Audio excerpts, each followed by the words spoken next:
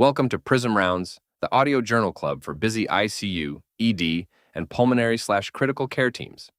Each episode breaks down one study at a time: clinical question, design, key results, limitations, and bedside relevance. So new evidence is easier to digest and apply in real-world practice. I started these episodes for my own learning and share them in case they are useful to other clinicians and learners. This podcast is for educational purposes only and is not medical advice. Clinical decisions should always be made in the context of the individual patient and treating team. Please like, subscribe, and share this episode with a colleague who may find it useful. This episode breaks down why the BIHCA trial should make routine bicarbonate during in-hospital cardiac arrest less reflexive, while preserving targeted use for specific indications like hyperkalemia or toxicologic sodium channel blockade. You are standing right there on the medical ward. Oh, the alarms are just blaring. Exactly. It's a 73-year-old hospitalized patient, and they have just developed pulseless electrical activity. Right, PEA. PEA. Yeah. And almost instantly, the room just transforms into that chaotic choreography we all know too well. Chest compressions are initiated, the backboard is slipped under the patient, and the first dose of epinephrine is pushed through the IV. Yeah, everyone is moving fast. Right. The code team arrives, and they methodically begin working through the reversible causes. You run through the classic H's and T's in your head, right? Mm-hmm. Hypovolemia, hypoxia, hydrogen ion. Tension pneumothorax, yeah. Exactly. But the arrest is ongoing. The room is tense. The rhythm on a monitor remains agonizingly slow and wide, and someone in the room raises that familiar reflexive question. Right, they always do. Should we give sodium bicarbonate? Exactly. Yeah. Should we push bicarb? It is, it's the ultimate do-something medication. Someone shouts for bicarb because it feels like, a lifeline, a tangible way to fight back against the profound physiological collapse happening right in front of you. Right. But what if that vial of bicarbonate isn't actually a lifeline? What if it's just, an illusion that makes the monitor look better while the underlying cellular machinery continues to fail? And that is exactly what we are getting into. Today, we are taking a deep dive into the evidence, the culture, and really the science of resuscitation. Yeah. We are dissecting the BIHCA trial. So that's sodium bicarbonate for in-hospital cardiac arrest, recently published in JAMA by Dr. Granfeldt and colleagues.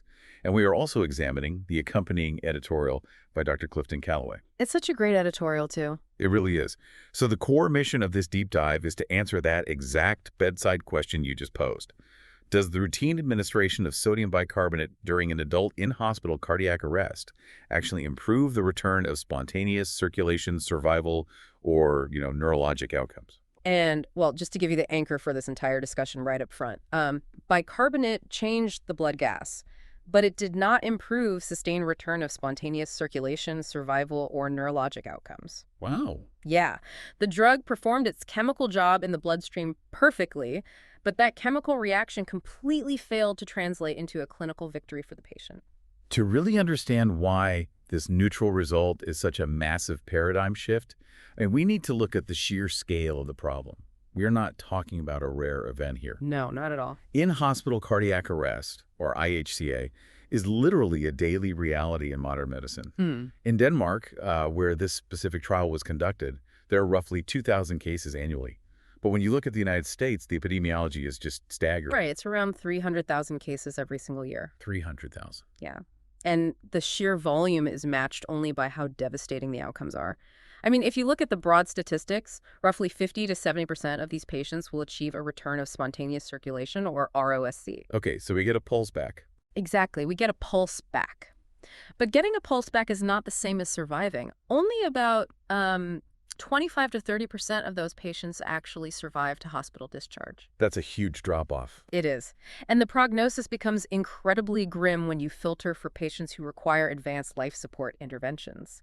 For the patient in our opening scenario who has already received epinephrine and is in a prolonged arrest, survival plummets to roughly 10%. Just 10%. When you are standing at the bedside facing a 90% mortality rate, human nature absolutely takes over. Clinicians are inherently driven to intervene, Absolutely. to reach for any tool that makes biological sense to turn the tide. So let's explore that biological rationale, because on a superficial level, giving sodium bicarbonate makes perfect intuitive sense. It really does. When a patient loses circulation, Oxygen delivery stops completely, right? The tissues immediately convert from aerobic metabolism to anaerobic metabolism. And the byproduct of that anaerobic metabolism is lactic acid. So a severe, profound metabolic acidosis develops in the blood and the tissues incredibly rapidly. We are talking about pH levels dropping precipitously into the 6.9 or 7.0 range within minutes. Which is terrifying to see on a blood gas. I think a lot of us visualize acidosis as just, bad acidic blood circulating through the body. But how exactly does that acidosis stop the heart from restarting? Right, the mechanism. Yeah, what is the actual mechanism happening at the cellular level that makes us so desperate to reverse it? It all comes down to basic cellular machinery. Severe acidosis is highly detrimental to myocardial contractility. In a healthy heart, calcium enters the myocardial cell and binds to a specific protein called troponin C. Okay, troponin C. Yeah, and that binding initiates the sliding of the actin and myosin filaments. That creates the actual physical contraction of the heart muscle.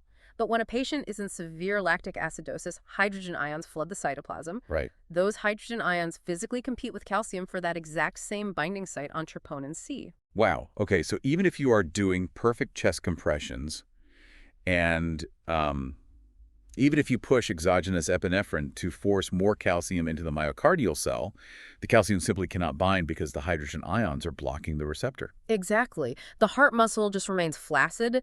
The acidosis physically prevents the mechanical contraction. Furthermore, the severe drop in pH actually alters the three-dimensional conformation of the alpha and beta receptors on the blood vessels and the heart. Wait, really? Yeah, so that milligram of epinephrine you just pushed, its ability to bind to those receptors and clamp down the peripheral blood vessels to increase coronary perfusion pressure is severely blunted in an acidic environment. Oh, man. You are pouring catecholamines into a system that has become functionally deaf to them. That makes so much sense.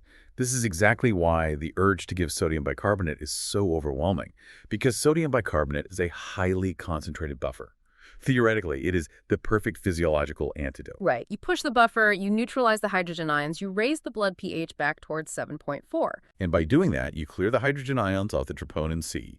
You restore the function of the epinephrine receptors, the heart muscle regains its contractility, and the patient survives. It is an incredibly elegant, intuitive theory.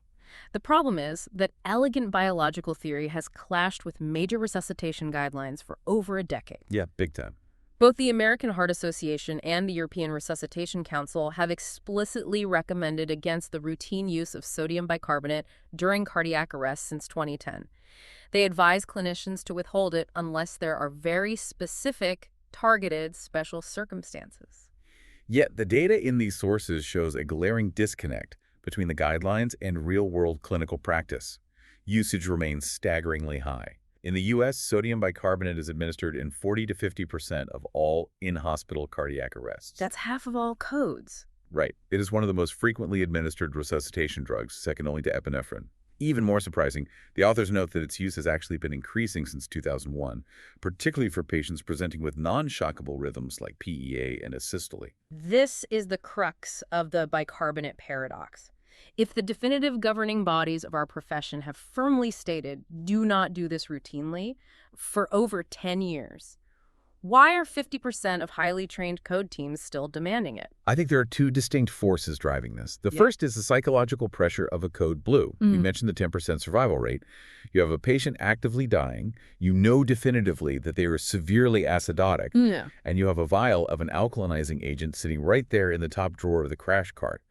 The temptation to attempt a heroic intervention, to feel like you are actively managing the physiological derangement, is overpowering. It's like painting over rust. That's a great way to put it. It provides an illusion of control in an uncontrollable situation. Right. But surely there's also a scientific pushback. Well, yeah, the second force is the underlying weakness of the historical evidence itself. Dr. Callaway touches on this deeply in his editorial. Clinicians are savvy, you know. They know that the guidelines recommending against bicarbonate were built on evidence classified as low or very low certainty. Right, because there weren't many good trials. Exactly. Historically, there were very few randomized clinical trials. Most of the data came from retrospective observational studies, which are just riddled with confounding variables.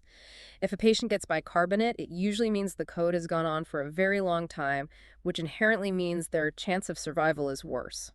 Plus, many of the older trials were conducted in the out-of-hospital setting, where drug delivery timelines are notoriously prolonged. If you test a buffer therapy 30 minutes into a cardiac arrest, the anoxic brain injury is already irreversible. Exactly. The substrate is dead. Right. Clinicians look at that old data and think, of course it didn't work in the field after a half-hour downtime, but my patient just arrested on the telemetry ward 5 minutes ago. The old data doesn't apply to my patient. And when you combine the psychological need to intervene with a general skepticism of the low-quality historical evidence, you get a deeply entrenched code culture that refuses to let go of the practice. Because this dogma is so deeply ingrained, retrospective data was never going to change minds. Dr. Granfeldt and his team recognized that they couldn't just come at code culture with another observational registry study. They needed the absolute gold standard, which is a randomized, double-blind, placebo-controlled trial. Right. But the logistical reality of randomizing a dying patient in a matter of seconds is profoundly difficult. Let's look at how the BIHCA trial actually managed to execute science in the midst of chaos. The operational mechanics of this trial are remarkable. This was an investigator-initiated parallel group trial conducted across 21 hospitals in Denmark. To achieve a double-blind randomization during a code blue, you cannot rely on a traditional pharmacy verification process. Yeah, absolutely not. You don't have 10 minutes to log into a computer, run a randomization algorithm, and wait for a drug to be mixed and tubed to the floor. So how did they do it? They pre-positioned blinded kits directly in the crash carts or code bags. When a cardiac arrest occurred, the team just grabbed the next sequential kit. The vials inside either contained 8.4% sodium bicarbonate or an identical-looking saline placebo. Oh, that's brilliant. It's an ingenious way to bypass the logistical delays of clinical research. It really is. So let's clearly define the inclusion and exclusion criteria, because these parameters define the exact clinical question being asked. Eligible participants were adult patients suffering an in-hospital cardiac arrest who had received at least one dose of epinephrine. Okay, so that was the baseline entry point. The patient had to be receiving advanced life support. Right. But the exclusion criteria are equally, if not more, important to understand. They excluded patients on extracorporeal circulation, known pregnancies, and patients with prior do not resuscitate orders. However, the most critical exclusion was that they actively removed anyone with a known pre-existing clinical indication for sodium bicarbonate. Ah, this is a vital distinction for the listener. If the medical team knew the patient had severe hyperkalemia just prior to the arrest, or if the patient was admitted for a tricyclic antidepressant overdose or a sodium channel blocker toxicity, they were excluded from the trial. Completely excluded, which means this trial is purely testing the routine, undifferentiated use of bicarbonate. It is testing the Hail Mary reflex we discussed earlier, not the targeted etiology-specific therapy. Right. If you know the cause of the arrest requires bicarbonate, you give it. This trial is asking if we should give it when we don't know the exact reversible cause, simply because the patient is acidotic from the arrest itself. Exactly. For the intervention itself, patients randomized to the active arm received 50 millimoles of 8.4% sodium bicarbonate intravenously immediately after that first epinephrine dose. The placebo group received the identical volume of saline. Okay. If the arrest continued and a subsequent dose of epinephrine was given, the team administered a second 50 millimole dose of the trial drug. The absolute maximum dose was capped at 100 millimoles. I want to pause here and challenge this specific aspect of the trial design because from a critical care perspective, we're obsessed with precise weight-based dosing. Oh, totally. We dose vasopressors by micrograms per kilogram per minute. When guidelines suggest bicarbonate for hyperkalemia, they often recommend 1 to 2 milliequivalents per kilogram. But here, the investigators capped the dose at a fixed 100 millimoles for everyone. Right. If you have a 120-kilogram patient, giving them 100 millimoles provides a vastly different volume of distribution than giving it to a 50-kilogram frail patient. Yeah. Did the investigators compromise the pharmacological integrity of the trial by giving a fixed dose to a large patient and hoping for a miracle? It is a highly relevant physiological critique. I mean, the volume of distribution and the total buffering capacity are entirely dependent on the patient's body mass. The investigators acknowledge this limitation openly. However, you have to look at this through the lens of pragmatic trial design. Calculating an accurate ideal body weight multiplying it by a specific milliequivalent dosage, and then asking a nurse to draw up that exact non-standard volume from multiple glass ampules in the middle of a chaotic screaming code blue is a recipe for catastrophic medication errors. Yeah, that makes sense. It introduces an unacceptable cognitive load. Exactly. The authors prioritized speed and safety. They chose a fixed dose of 50 millimoles up to 2 times because it aligns with standard ampule sizes and reflects how the drug is most realistically and safely utilized during an actual code. Right. Does a fixed dose leave lingering pharmacological uncertainty about whether a massive, aggressively titrated weight-based dose would have altered the pH more effectively in larger patients? Yes. But a trial intervention must be executable in the real world. And their prioritization of speed paid off immensely. This is where in-hospital trials demonstrate their massive superiority over out-of-hospital trials when testing physiological mechanisms. Oh, without a doubt. The median time from the recognition of the cardiac arrest to the administration of epinephrine was just 5 minutes. And the median time to the delivery of the trial drug, the blinded bicarbonate or placebo, was an astonishingly fast 8 minutes. That 8-minute delivery time is just a triumph. In historical out-of-hospital cardiac arrest trials evaluating buffer therapies, the median time to drug administration often exceeded 30 minutes. Wow, 30 minutes? Yeah. At 30 minutes of pulselessness, the anoxic cascade is so advanced, the cellular membranes are degrading, and the mitochondria are irreversibly damaged. You could administer the perfect buffer, and it simply wouldn't matter because the substrate is dead. Right. By getting the drug into the central circulation at 8 minutes, the BIHCA trial gave the sodium bicarbonate a genuine, viable physiological opportunity to alter the trajectory of the arrest. So the logistics were sound, the drug went in fast, and they successfully randomized 913 patients across Denmark. Yeah. But when you look closely at the primary outcome analysis, the investigators only included 779 patients. Yeah, that's a big drop. A significant number of randomized patients vanished from the final data set. Tossing out 134 patients post-randomization seems like a massive red flag.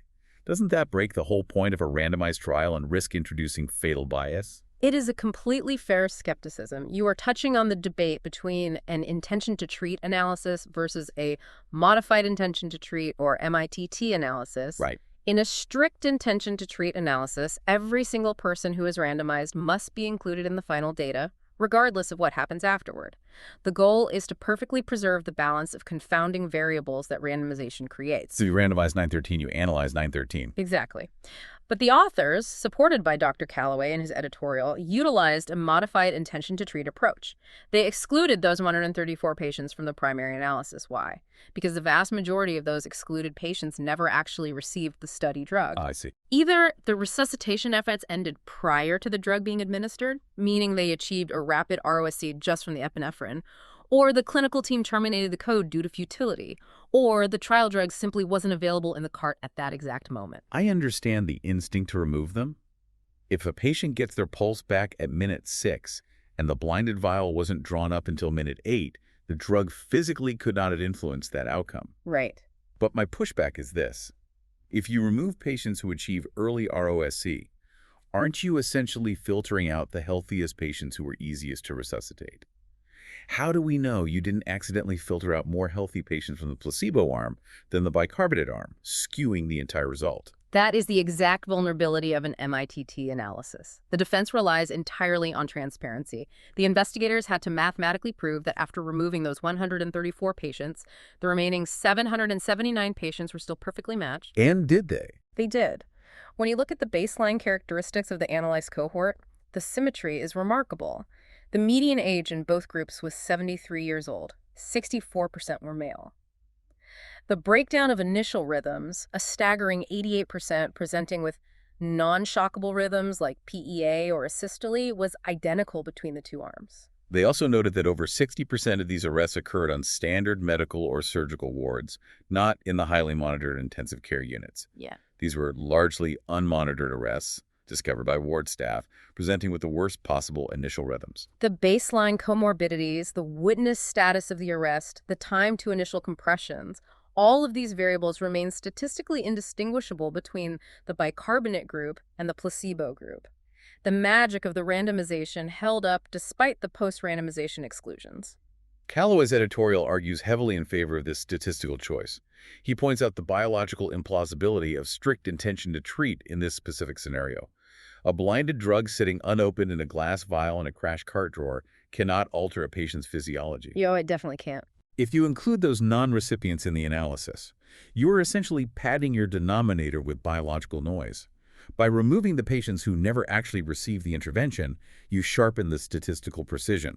You are truly estimating the average treatment effect of the drug itself, not the effect of simply intending to give a drug. So we have a perfectly balanced cohort of 779 patients. The drug was delivered at lightning speed, a median of 8 minutes. The statistical noise of non-recipients was stripped away. It was a pristine environment to finally answer the question: did the 50 millimoles of sodium bicarbonate restart the heart? Let's get into it. The primary outcome of the trial was sustained return of spontaneous circulation. The authors were very strict with this definition. It wasn't just a brief flutter on the monitor or a pulse that lasted for 30 seconds. Oh, right. Sustained ROSC was defined as a palpable pulse or other definitive signs of circulation, with no further need for chest compressions for at least 20 continuous minutes. And the results were unequivocally neutral. In the active sodium bicarbonate group, sustained ROSC was achieved in 39% of patients. In the placebo group, receiving normal saline, sustained ROSC was achieved in 37% of patients. Okay. The calculated risk ratio was 1.05, with a 95% confidence interval stretching from 0.88 to 1.24. The p-value was 0.62. Wow. A 2% absolute difference that carries zero statistical significance. Pushing sodium bicarbonate did not improve the chances of getting a sustained pulse back compared to pushing a vial of salt water. The investigators anticipated that clinicians might look for loopholes, arguing that perhaps the drug works, but only for specific phenotypes of patients. So they conducted rigorous, predefined subgroup analyses. Okay, what did they look at? They stratified the results by age, looking for differences between patients older or younger than 73. They stratified by the initial rhythm, separating shockable rhythms like VFib from non-shockable rhythms like PEA. They even separated patients based on the speed of drug delivery, those who received it under 8 minutes versus over 8 minutes. They also specifically looked at a subgroup of patients who had documented pre-existing metabolic acidosis prior to the arrest. Surely, if the drug is going to work on anyone, it would be the patients who are already acidotic before their heart stopped. You would think so. Yet, across every single one of those subgroups, the result was a flat line. There was no hidden cohort of patients where the bicarbonate showed a statistically significant benefit over placebo for achieving ROSC. The neutral effect was remarkably consistent. This finding forces us to address a massive philosophical debate within the resuscitation literature. Why did the authors choose ROSC, the mere return of a pulse, as the primary endpoint in the first place? It's a great question. In modern critical care, we constantly preach the gospel of patient-centered outcomes. Getting a pulse back is physiologically interesting, but if the patient never regains consciousness, requires a tracheostomy, and dies in the ICU 3 weeks later, we haven't achieved a meaningful victory for that human being. Why not use long-term neurologic survival as the gold standard primary outcome for this trial? It is the ultimate tension in trial design. Scientific statements and professional guidelines absolutely emphasize the primacy of patient-centered long-term outcomes like survival with favorable neurologic function.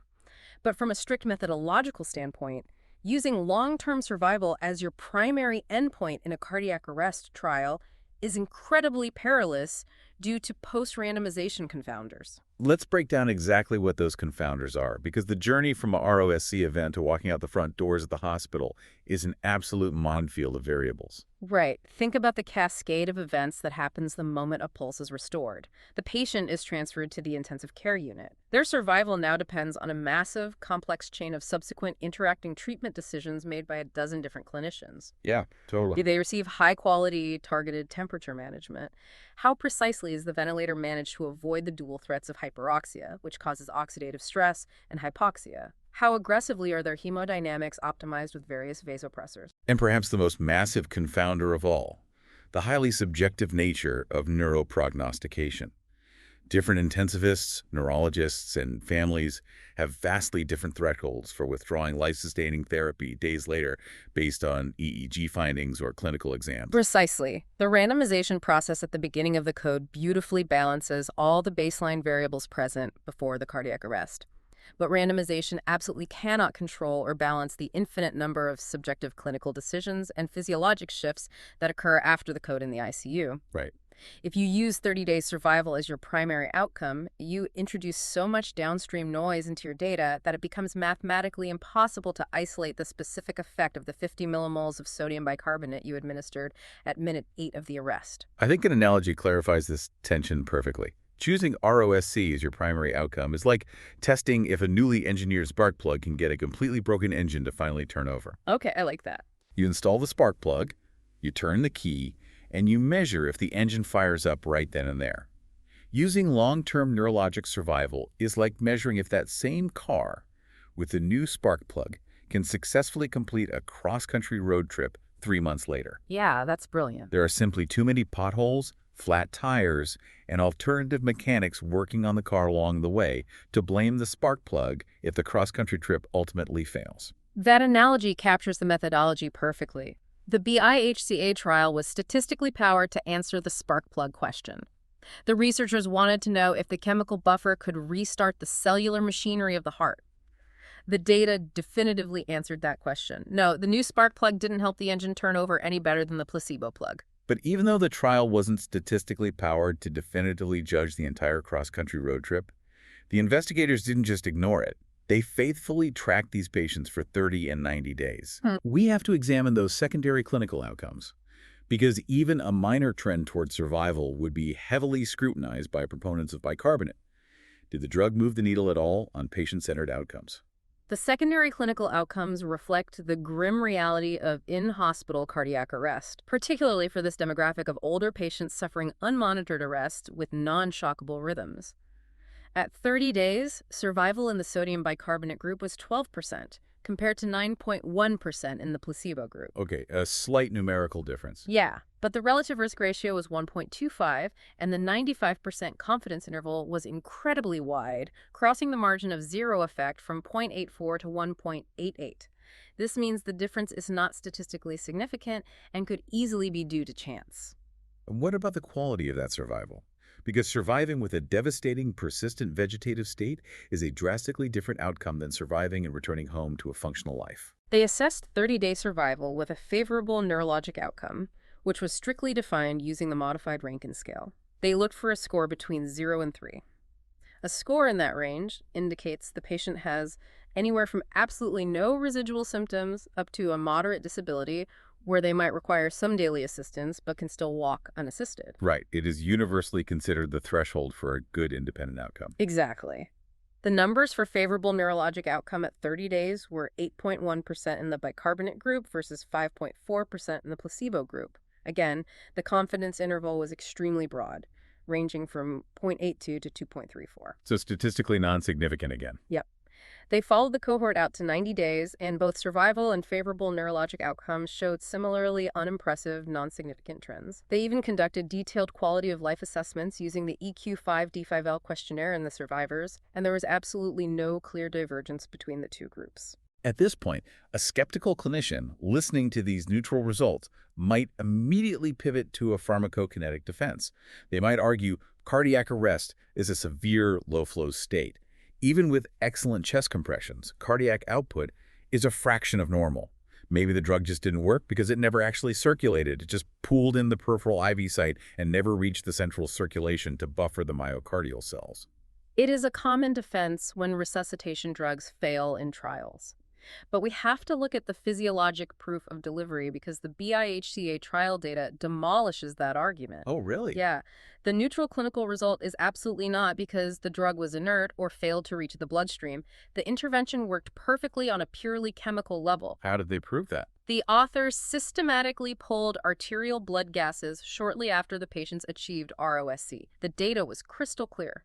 Patients randomized to the sodium bicarbonate group had significantly higher post-arrest pH values and significantly higher standard bicarbonate values compared to the placebo group receiving saline. Wow. So the drug absolutely circulated. It encountered the massive volume of hydrogen ions in the blood, it bound them, and it successfully shifted the pH upward. It did exactly what the label on the vial promised to do. It did, but chemical success in the blood gas does not occur in a vacuum. That buffering capacity came with a documented physiological cost. The researchers rigorously tracked predefined adverse events, and they found that the active treatment group suffered significantly more derangements. Like what? Post-resuscitation alkalosis, pushing the pH too high, occurred in 35% of the bicarbonate group versus only 20% in the placebo group. Wow. Even more concerning is the hypernatremia. We often forget that we are giving sodium bicarbonate. Hypernatremia occurred in 42% of the bicarbonate group compared to 29% in the placebo group. Let's unpack the mechanism of that harm, because it isn't trivial. The standard 50 milliliter ampule of 8.4% sodium bicarbonate contains 50 milliequivalents of sodium. That equates to a concentration of 1,000 milliequivalents per liter, which provides an osmolarity approaching 2,000 milliounds per liter. And normal human blood is around 290 millismoles per liter, right? Exactly. So pushing 2 of those ampules is essentially injecting highly concentrated brine directly into a low-flow circulation. You are creating a massive acute osmotic gradient. That hyperosmolar load is going to forcefully pull water out of the intracellular space and into the extracellular compartment. Ouch. Yeah. When you do that to ischemic, vulnerable brain cells that are already struggling to maintain their membrane pumps, you risk exacerbating fluid shifts and potentially worsening cellular damage. And the alkalosis itself is equally problematic due to the Bohr effect. Hemoglobin's affinity for oxygen is heavily dependent on the surrounding pH. In an acidotic state, the oxyhemoglobin dissociation curve shifts to the right, meaning hemoglobin more readily unloads oxygen to the starving tissues. Right. If you rapidly alkalinize the blood by pushing bicarbonate, you slam that curve back to the left. Yes. The hemoglobin suddenly becomes incredibly greedy. It binds tightly to the oxygen and refuses to release it to the peripheral tissues. You might look at the monitor and see a beautiful 100% oxygen saturation, but none of that oxygen is actually offloading into the anoxic brain or the ischemic heart. That's terrifying. You fix the number on the blood gas, but you are functionally asphyxiating the cells at the tissue level. Which leads us to the absolute core realization of this entire deep dive. It is a mantra that every clinician needs to internalize. Bicarbonate changed the blood gas, but it did not change the patient-centered trajectory. Say it again for the people in the back. Right. I often refer to this cognitive trap as the blood gas fallacy. In the intensive care unit, we are psychologically conditioned to treat monitors. We are practically addicted to making red, abnormal numbers turn back into reassuring, normal black text on the screen. Guilty as charged. When we round on a critically ill patient, we look at an arterial blood gas with a pH of 7.0. Right. We feel a visceral sense of anxiety, and our immediate reflex is to prescribe a drip or push a syringe to force that 7.0 back up to 7.35. We feel a dopamine hit when the next lab results print out and the acidosis is resolved. But this trial serves as a stark, evidence-based reminder that correcting a downstream blood gas derangement does not equate to correcting the underlying upstream cellular failure. The profound acidosis of a cardiac arrest is a symptom. It is the smoke, not the fire. Right. You can use a massive fan to blow all the smoke out of the room. You can normalize the pH all you want. But if the cellular mitochondria are still starved of oxygen and dying, the fire is still raging. You fixed the monitor, but you completely failed to fix a patient. The data from this randomized, blinded, fast delivery trial is unequivocally neutral on benefit, and it explicitly highlights the physiological harms of hypernatremia and alkalosis. The major international guidelines have firmly said no for over a decade. By all logical metrics, the BIHCA trial should be the final, definitive nail in the coffin for the routine use of bicarbonate in a code. It really should. It should finally kill the reflex. Yet, when we transition to Dr. Callaway's editorial perspective, he offers a deeply pessimistic prediction. According to Callaway, will this high-quality trial actually change clinical practice? His answer is fascinating, and it speaks to human nature. According to Dr. Callaway, the answer is a resolute no. He predicts this trial will likely not change practice, or at least not quickly. How is that possible? We are trained in an era of evidence-based medicine. How can an entire profession look at a pristine 8-minute delivery randomized controlled trial that shows zero benefit and significant hypernatremia and simply ignore it? Callaway's editorial dives into the deep psychology and historical momentum of our practice. The routine administration of bicarbonate during cardiac arrest isn't a new fad. It entered the clinical zeitgeist way back in the 1960s. Wow, that long ago. Yeah. It was originally based on very small preclinical animal studies that looked at the synergistic effects of combining bicarbonate with epinephrine in canine models. Over the decades, it's solidified into unquestionable dogma. And as we discussed earlier, the intuitive appeal of neutralizing profound lactic acidosis is overwhelmingly strong. Right. In the heat of a code blue, academic logic often takes a backseat to raw intuition. When you are sweating through your scrubs, doing compressions, and watching a patient's life slip away minute by agonizing minute, clinicians feel a desperate, visceral need to act. Absolutely. Doing something heroic like providing buffer therapy feels intrinsically better than doing nothing. It feels inherently wrong not to fix the catastrophic acid levels, are accumulating. Furthermore, Callaway brilliantly points out a fundamental tension embedded in the very nature of evidence-based medicine, which is the profound difference between individual medicine and population medicine. Randomized clinical trials like BIHCA are the gold standard for estimating the average treatment effect of a specific intervention across a broad population.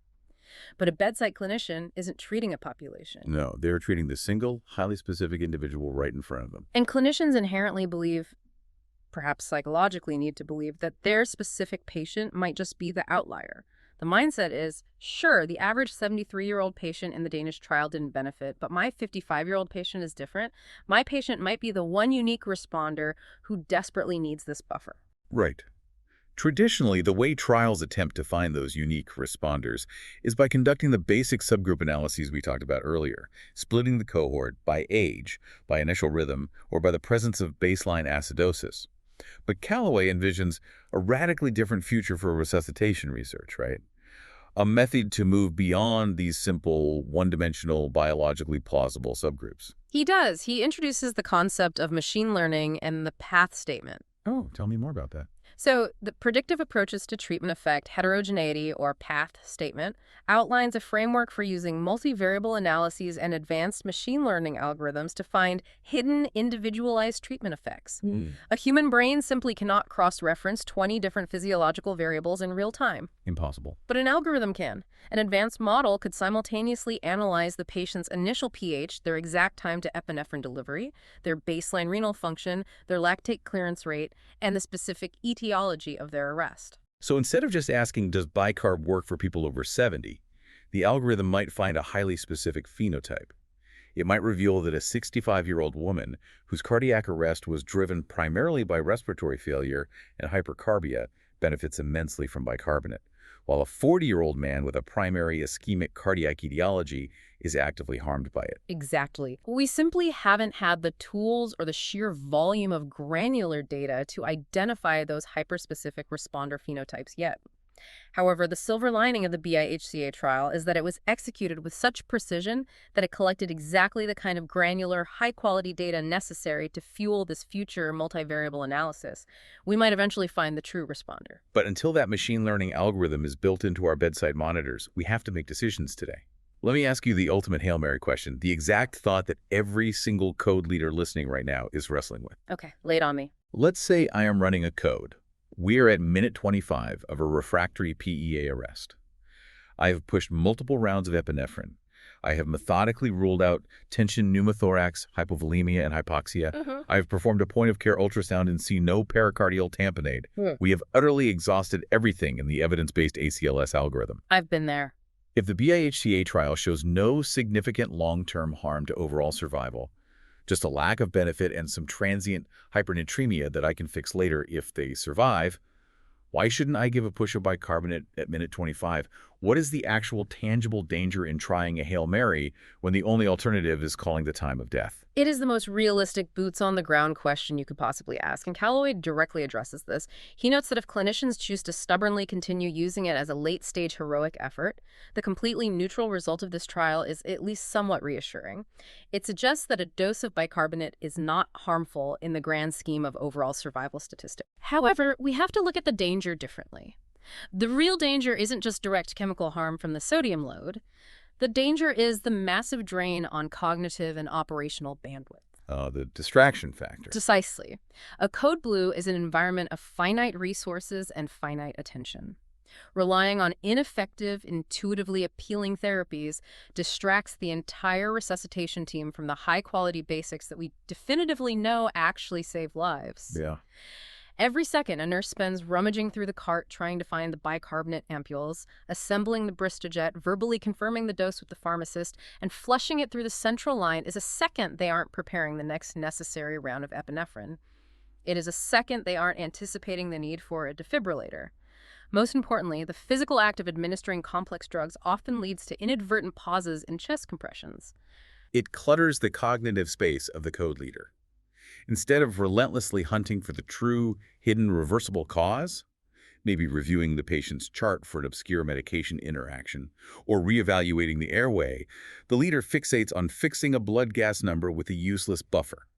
It provides a false sense of accomplishment that delays the harder decisions. Which brings us perfectly to the bedside bottom line. We need to synthesize all of this high-level statistical debate, the complex cellular mechanisms, and the psychological nuances, and bring it all directly back to the 73-year-old patient in our opening clinical case. Let's do it. But before we lay down the final verdict, we must explicitly define the boundaries of this trial.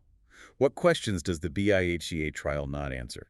First and foremost, you cannot extrapolate these findings to out-of-hospital cardiac arrest or OHCA.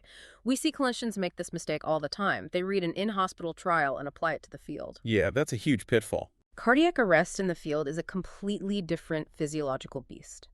The demographics of the patients are different, the underlying etiologies of the arrests are different, and most critically, the timelines are drastically different. In OHCA, EMS response times, scene times, and drug delivery times are usually much, much later. The metabolic acidosis is exponentially more profound by the time the first IV is established. Right. A drug that fails at 8 minutes in the hospital might have a different profile at 25 minutes in the field. Definitive evidence for or against buffer therapy in out-of-hospital arrests requires completely separate, dedicated, randomized testing.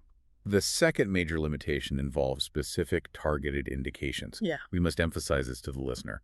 The BIHCA trial explicitly excluded patients who had a known clinical indication for bicarbonate. This cannot be overstated. If your patient's cardiac arrest is being driven by severe hyperkalemia, sodium bicarbonate remains an absolutely vital evidence-based therapy to help shift potassium intracellularly and stabilize the myocardium. If your patient intentionally overdosed on a tricyclic antidepressant, which severely blocks the sodium channels in the heart and widens the QRS complex, pushing sodium bicarbonate is a critical, life-saving intervention to overcome that blockade. The BIHCA trial tells us absolutely nothing about those special circumstances. Yeah. The international guidelines still strongly support and mandate the rapid use of bicarbonate in those specific toxicologic and metabolic emergencies. You must treat the underlying cause. Exactly. And finally, there is a minor limitation regarding global generalizability. This was an exclusively Danish trial. While the cellular pathophysiology of a cardiac arrest is universal regardless of geography, the structure of healthcare systems, the composition of code teams, and the efficiency of rapid response systems vary wildly between a hospital in Denmark and a rural hospital in the United States. These systemic differences can influence baseline survival rates and potentially interact with trial outcomes. With all those caveats firmly established, let's lay down the final clinical verdict based on the rigorous data we have just unpacked. For the routine, undifferentiated in-hospital cardiac arrest, where you don't know the cause, and you are simply reacting to the arrest itself, reaching for sodium bicarbonate after pushing epinephrine should not be a reflex. The evidence tells us it does not work. So returning to our opening clinical case, we are scanning over that 73-year-old patient on the medical ward. They are in PEA. The epinephrine is in. The chest compressions are ongoing. And our colleague looks up across the bed and asks that familiar question, should we give bicarb? What do you tell them? Standing on the shoulders of the BIHCA investigators, our evidence-based definitive answer is no, unless you suspect severe hyperkalemia or a specific sodium channel blocker toxicity. Let's focus all of our bandwidth on maintaining high-quality, uninterrupted compressions, and let's keep hunting for the true reversible cause. That is exactly how that conversation needs to go at the bedside. It is about abandoning the illusion of chemical control and returning to the fundamentals of resuscitation. And as we wrap up this deep dive, I want to leave you with a lingering, provocative thought to mull over on your own time. Now you're honest. We have just explored in exhaustive detail how correcting a severe, terrifying laboratory abnormality, profound lactic acidosis during a code blue doesn't actually save the patient's brain or save their life. It corrects the blood gas, but it alters nothing about the patient's trajectory. Right. It forces you to look around the ICU and wonder, what other deeply entrenched, intuitively appealing interventions are we ordering every single day, simply because they make the monitor look better rather than actually healing the cellular pathology? Are we truly treating the patient, or are we just treating our own clinical anxiety? Thanks for listening to PRISM Rounds. Follow or subscribe for more clinically grounded discussions of new ICU evidence. Thank you for spending your time with PRISM Rounds. If this episode helped you think through the paper or offered something practical for the bedside, I'd be grateful if you'd like, follow/subscribe, and share it with a colleague. It's the simplest way to help this resource reach other busy clinicians and learners. I'm also trying to make the podcast better with every episode. Please leave a comment with what you found most useful, what felt unclear or too long, and what topics or papers you'd like covered next. If there's anything I can do to improve, pacing, structure, level of detail, or audio quality, I genuinely welcome the feedback. Thanks again for listening, and take care. Educational use only. This is not medical advice. Code blue flashes, the crash carts call. Push the bicarb, standing tall. It's the old faith, the thing we know. But the data says we gotta let go. Oh, BIHCA trial, rewrite the page. Sodium's not the answer, leave the old